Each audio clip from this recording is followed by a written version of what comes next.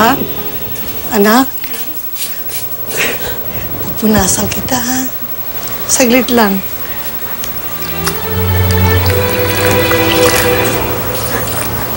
Nay? Tariuan muna kita, ha? Dahan-dahan lang, anak. Huwag kang mag-alala. Nandito ang nanay. Saglit lang.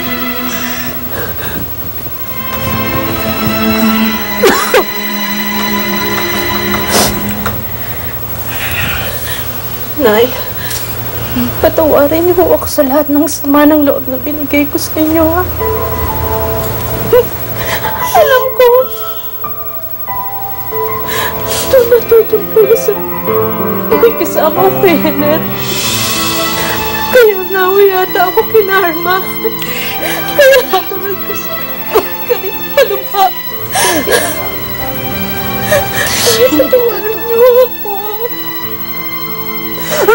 Anak! Diyos ko, anak ko.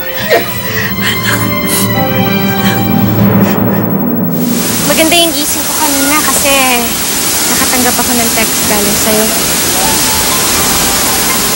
Dito ka pa talaga gusto makipagkita, ha?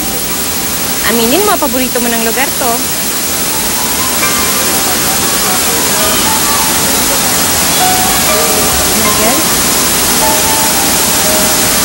Michael, bakit tingin ka?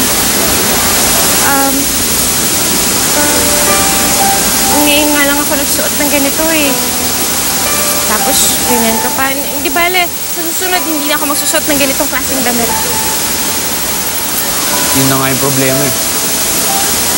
Bagay sa yung suot mo. Kailan naman naging problema yung bagay sa akin ng suot ko? Wala, naisip ko lang na madaming magkakagusto sa'yo. Talaga? Maraming magkakagusto sa akin lalaki? Gustong-gusto mo naman. Ito naman, niloloko lang kita. Selos ka naman. Kami magselos, alam mo naman mahal na mahal kita eh. Kapag wala na ako, ikaw nang bahala kay Elisa, ha? Anong ako na bahala? Bakit? Meron ko ba pupuntahan?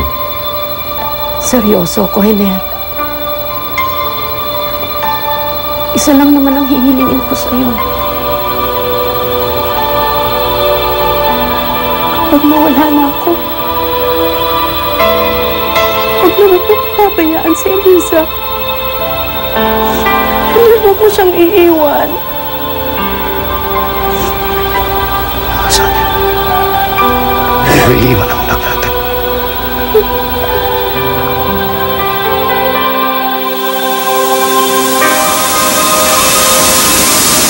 Elisa, mahal din kita.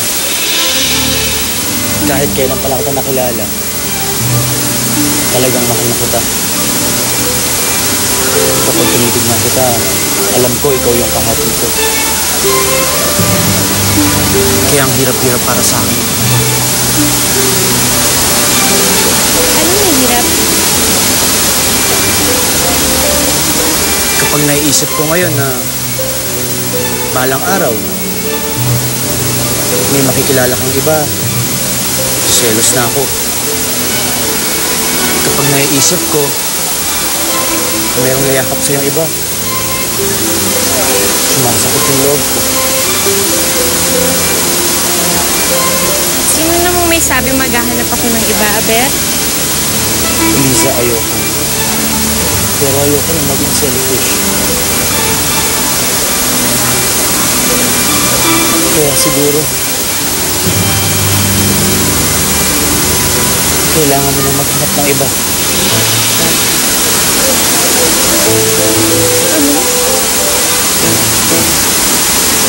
Ano sabi mo? Elisa, mahal kita pero hindi na tayo pwede.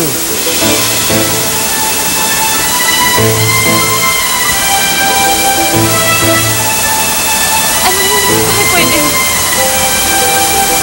Hindi kami intindihan. Elisa, I'm sorry. tayo mag-isa ulit, pero talagang hindi na tayo pwede.